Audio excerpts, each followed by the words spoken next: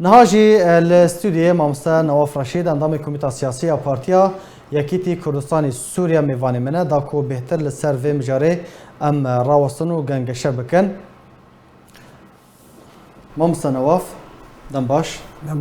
سپاس جبو آماده بوناته. باشه قصد بانگ لرژیم سوریه دکه هلویستا رژیم ویچبه اف پیوندیات نافباران بیجن ریوبریا پیده دناف دا قصده جی دنافبارا وان و رژیم دا هاتیه برین یا نه؟ سلا ورزش بوتا و جبو همو کارمنده آرکی ولا چته گود نها ایرو روز دنابرا سر آمجبون و بریارا جواتا وان گروپن لشکری الآلیه قصد و نتشتكي نها كفني نها يعني هر وقت يجي وقال لك جاري دجي قلتنا ودمات بيشيجي خوام زانن بس ام تخوازن بيرا خلقي خود بينن يعني هبونا وان الدفيدة فريدة دروج آوادا تسليم واستلامي هاتية تسليم واستلام يعني بعقد هاتية بعقد يعني دماغو دماوان تمام ببي جوار ببيجن خلاص بو شغلي وإشي ونما ذوي واردة زيدي جاركي روس قالك جارا هناك باندورا واد في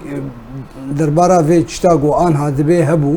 يعني زيدي جاركي جوار دقوتن هقر هون مثلا رادستي في دفري رادستي رجيمي بكن بلكي هناك احراجك قال لك ما ظن بيش تركيا رقو درباس في دفركي ببي دبن دسخلاتا حكومتك فرمية حكومتك شرعية حتاني أنها من إيجاري آلية دين دما عفريني دا قال لك دنگ وبنغوازي وبارتين كردستاني وقال لك كسايتين سربخو إيجو ولات باريس بنغوازي كرن دوي دمدا قصد روش بيادا دا انه خزياهم كاربن جعفرين دركفن وبدلاهم جعفرين دركفن رجيم درباسي فيدي بلكي تركيا نكاربي يانجي احراجك مزن بجيرا قو درباس ببي مخابل دوي دمي باخر كينا كرن مش برقو وكا بلانك يبو او بلانا بوخا بيادا وقصد وحموجي دوي بروجه وقت مشروع بيجي بعقد هاتنا بقريبست هاتنا اف همانجي ننويا جبري دايش كافن داي باشا اف عقد اف قريبست كتب بحث دكي كنجي بداي ورا ايوان بداوي اوان تديش خوا وك رخصتنك بككي هاتي ناس كرن خلق حمود زاني دقاري البرا دقاري وسروكيت امريكا اشكرا قوت افاناج به وقتي هاتن هلا داعش هات وهاتن هلا امريكا وان باور كرقو امريكا كاربي وان بباريزي اش تركيا وشر خوشي بردوان بن بتركيا را انها جهانا استكين وممكن هاي نكاربن بلكي خوشي خلاص كن جفي وضعي هاني ادن الاليه ذن از دبيجم مترسيا قال لك ما زن شيء قال لك ما زن تشتك ديها به وكو تشاوا عفرين شو سريك عنيه شو جريسبي دفرن دي براستي هرن واوتي ذا بنجبوخه جي هنا كي خلاص كان الجالي كذا يعني دو خطابي دجي هفدر كافن دفان شروجي يعني اذا مراد قرا دبيجي بنغوازي دي ريفابريا خسار جوار دبيجي الخوا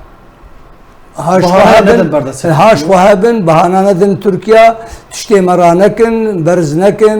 رسمو دروشمو آلي خوي تايبت بكن اوجي ايلو روج دبيجي جواتي دكي دبيجي ام آمدنا ام برافانيه بر هاجر ايريشك تشي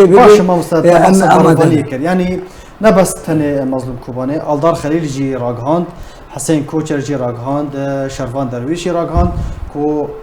او وقت بيجن برخدانا ك ديروكي انجام بدن باشه قصد وي تشاول هم بر تركيا راوسد سي ازمون بري لبيشا منع عارفين من ازد بيجم شخوا بروجاك بلانك ابدا حركس دزاني نا ترك نا سوريا وكوتشر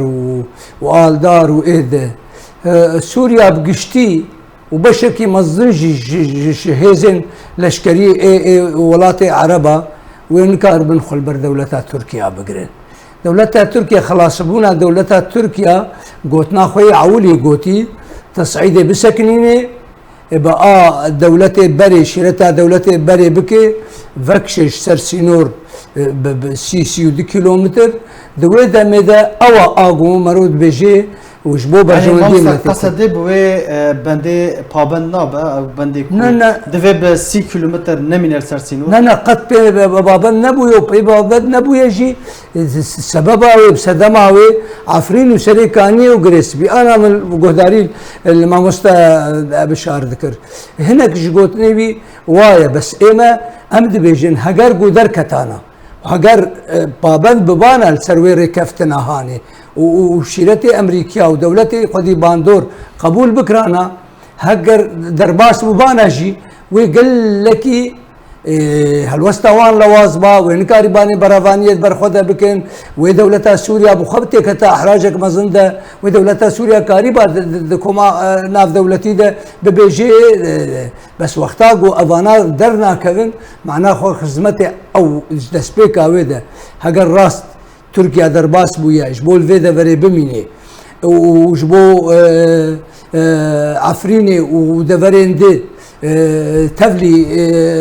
دولتها تركيا بكي معناه خو خدمتش تركيا ردكن بري حرشتي ودجي برجوانديه كردات شغلن موضوع دي قد بجي يكيتيا امي يكيتيا خاكا سوري بباريزن ويش خورا شانوية كدي بكن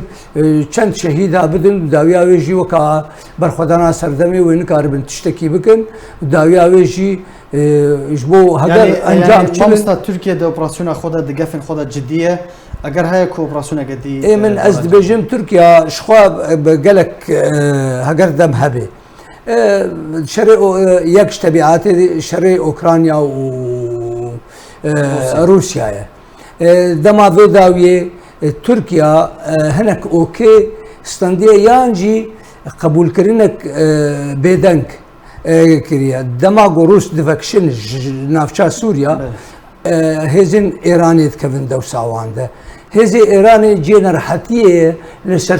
سينوري دولتي عربا بن هاجر اردن بي هاجر هناك دولتي كان دابا عربي بن نجي رحتيه حتى اسرائيل جي نبرا زيبونا ويجو ايران تكفيدا بل فيك جي تشونا وزير درفا تركيا لاسرائيل نرينا مدد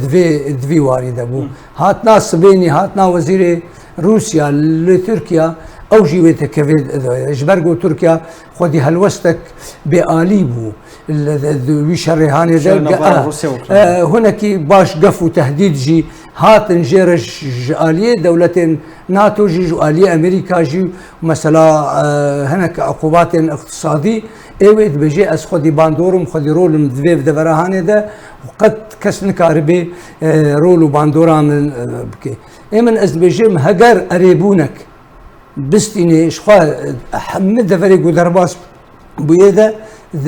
باش قريبوني باش موافقة وقريبونا دولتها هجر قريبوني بستيني جدية هجر قريبوني نصتيني وين كاربي درباس ببي امريكا وروسال سرسري حردوكا اجبر منبج وترفعت هردو دفر جدو آليا جآليكي ذبن باندورا دسراتيا قصد دبيني نزيكي دفريقو او وفصائل تيدنن باش إيريش دبن وسهلاية آد دوا يعني تخوزي ما ترسي دور بخينا او يكشي آد دوا خاسرة جيوي حري لوازة قل سجيرة جبر حاضناوي كسي وي دفري زيدي جاركي خو پیشندان د جیوان کرنا نرازينا عشائر نزانم چه جوا هردو آليا ممكن هيا درباس ببي هجر قريبوني بستينيش دولة. بله. قالك سپاس شوف مامستا نواف رشید اندامی کمیته سیاسی پارتیا یکیتی کردستان سوریه قالك سپاس جو باشتر بنات.